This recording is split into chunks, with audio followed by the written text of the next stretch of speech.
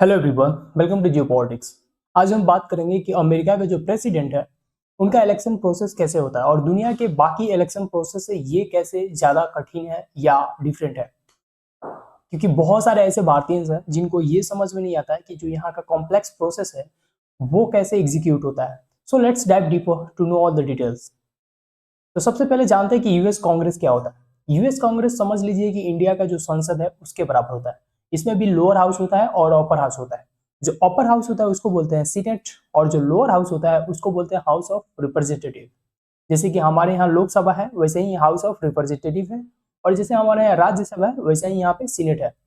Senate के जो members होते हैं यानी जो राज्यसभा के बराबर है उनका जो टेन्योर होता है वो होता है 6 ईयर के लिए।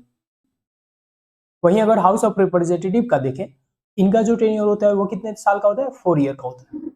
तो आप ये समझ गए कि सीनेट और हाउस ऑफ रिप्रेजेंटेटिव में क्या डिफरेंस है। और इंपॉर्टेंट थिंग ये है कि जो सीनेट होता है वहां पे हर स्टेट से 2 मेंबर चूज किए जाते हैं, चाहे वहां का पॉपुलेशन कितना भी क्यों ना हो, क्योंकि टेरिटरी और पॉपुलेशन पे ये नंबर नहीं डिपेंड करता है। जो भी स्टेट होगा अमेरिका में वहां से 2 सीनेटर्स चूज करके आएंगे सीनेट में। तो ये ऐसे ही होता है यहाँ पे। तो 100 सीनेटर्स हैं अमेरिका में, यानी कि 50 स्टेट हैं अमेरिका में। तो 50 स्टेट से दो दो आते हैं चूज करके, वो टोटल कितने हो जाते हैं 100। और ये जो हाउस ऑफ रिप्रेजेंटेटिव है यहाँ पे कितने मेंबर हैं अभी करंट में, तो 435 मेंबर्स हैं।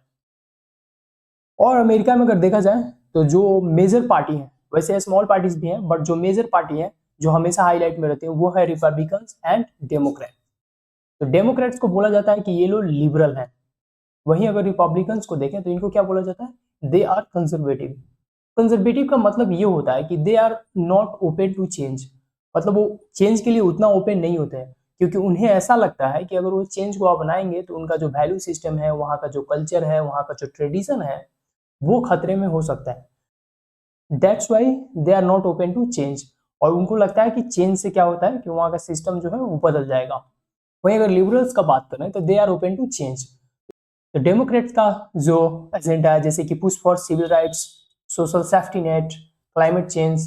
वही रिपब्लिकन्स को अगर देखो तो they talk about lower tax, उसके बाद रिस्ट्रिक्शन ऑन माइग्रेशन। हम सब जानते हैं जो ट्रम्प का पॉलिसी है माइग्रेशन को लेकर। उसके बाद अबॉर्शन को भी ये लोग रिस्ट्रिक्ट करते हैं। तो आई टोल्ड यू कि ये थोड़ा सा कंजर्वेटिव होते हैं चेंजेस को लेके। अगर रिपब्लिकन्स का सिंबल का बात करें तो इनका सिंबल क्या होता है, एलिफेंट। वहीं अगर डेमोक्रेट का देखें तो इनका होता है गधा यानी एस। तो ये आप यहाँ पे पिक्चर में देख सकते हो, ये इनके सिंबल्स हैं। उसके बाद समझते हैं कि इलेक्शन का जो पूरा प्रोसेस होता है वो कैसे होता है। और इसमें कोई टर्म से कंफ्यूजन नहीं होना चाहिए, क्योंकि सारे टर्म्स का आप मतलब समझ लेंगे, दैट्स इट। और एक बार आप मतलब समझ जाओगे तो सारी चीजें इजी लगेंगी। सबसे पहले समझते हैं प्राइमरीज एंड कॉक्सेस क्या होता है। देखो यहाँ पे जो इलेक्शन होता है ना वो लगभग 1 से 1.5 साल का पूरा प्रोसेस होता है।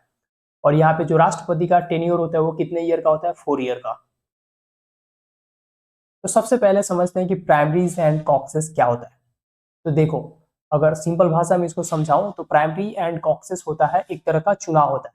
और ये चुनाव इसलिए कंडक्ट कराया जाता है, जो पॉलिटिकल पार्टीज है वो अपना कैंडिडेट फाइनल कर दे कि प्रेसिडेंट के लिए उसका कौन सा चेहरा होने वाला है।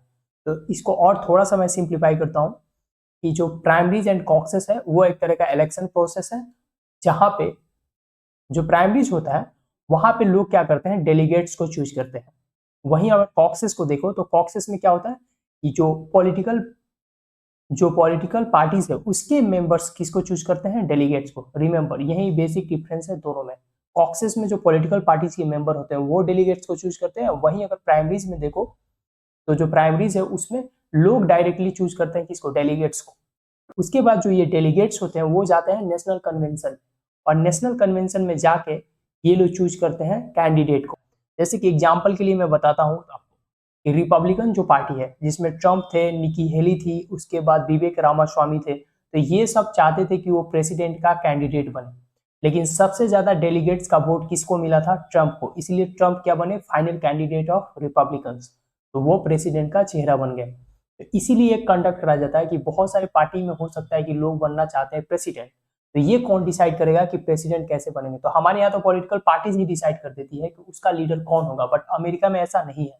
अमेरिका में जो लोग होते हैं जो वहाँ का पॉलिटिकल पार्टीज के मेंबर्स होते हैं वो सब वोटिंग करके डिसाइड करते हैं कि किसको बनाना है पार्टी का लीडर। ये समझ में आ गया?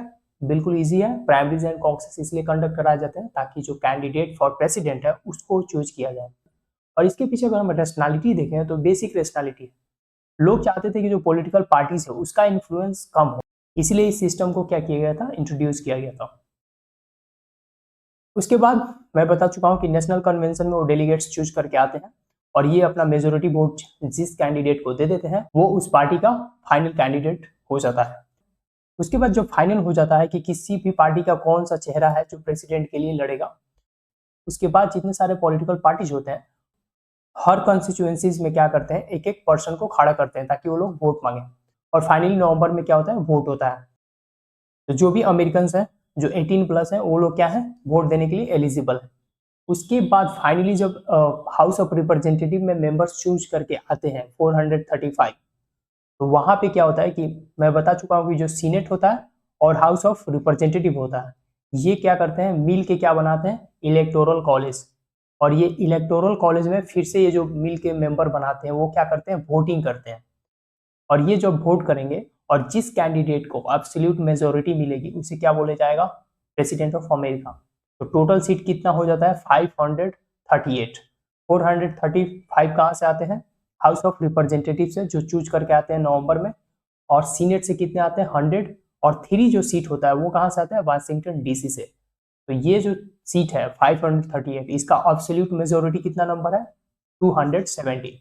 तो जिस कैंडिडेट को 270 वोट मिल जाता है वो becomes the president of America और उसके बाद कंट्री को रन करना शुरू करता है। और इंटरेस्टिंग बात यह है कि यहाँ पे एक और सिस्टम होता है जिसका नाम है विनर टेक्स ऑल।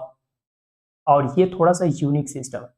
मतलब इसका अर्थ ये होता है कि सिंपल सा भाषा में अगर मैं बताऊं तो मान लीजिए कैलिफोर्निया स्टेट है, यहाँ पे टोटल कंस्टिट्यूएंसीज कितना है, यानी सीट्स कितने हैं, 55 सीट्स है। और 55 सीट्स में से अगर 28 किसी एक पार्टी को मिल जाता है,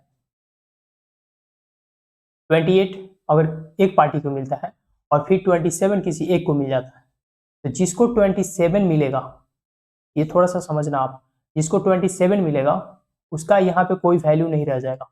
जिसको हाफ से ज्यादा सीट मिल जाता है वो क्या करता है, यहाँ पे टोटल सीट का मालिक होता है। मतलब अगर रिपब्लिकन्स को 28 मिला है तो इस स्टेट में रिपब्लिकन्स कितने सीट पर जीत गए, 55 सीट उन्हीं का हो जाएगा। जो मेजोरिटी यहाँ पे होता है वो सबका मालिक हो जाता है। मतलब यहाँ पे अगर बात करें तो मान लीजिए 7 सीट किसी और को मिला है और 5 सीट किसी और को मिला है, तो जो 7 सीट लेके आएगा उसी का ये 5 भी कहलाएगा। ये समझ में आएगा कि यहाँ पे एक सीट का कितना ज्यादा महत्व है। एक सीट के कारण आप पूरा ये स्टेट को लूज कर सकते हो।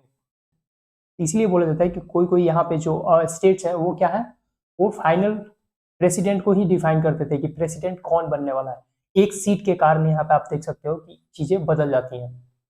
यहाँ पे कोई भी नेशनल इलेक्शन कमीशन नहीं है, जैसे कि इंडिया में हमारे यहाँ है क्या है, नेशनल इलेक्शन कमीशन है, बट यहाँ पे नहीं है। सारे स्टेट के जो रूल्स हैं अलग अलग होते हैं, इसीलिए कुछ स्टेट प्राइमरीज कंडक्ट कराता है और कुछ स्टेट कॉक्सेस कंडक्ट कराता है। मतलब क्या है कि सारे स्टेट के जो रूल्स हैं वो अलग है इलेक्शन को लेके, बट ऐसा नहीं है कि वो लोग कुछ और तरीके से इलेक्शन कराएंगे, ऐसा कुछ नहीं है। जो संविधान में लिखा हुआ है उसी के अनुसार ये लोग भी इलेक्शन कंडक्ट कराते हैं, बट जो रूल्स हैं वो अपने तरीके से मॉडिफाई कर सकते हैं वो लोग। So this is it from my side. In the next video, thank you.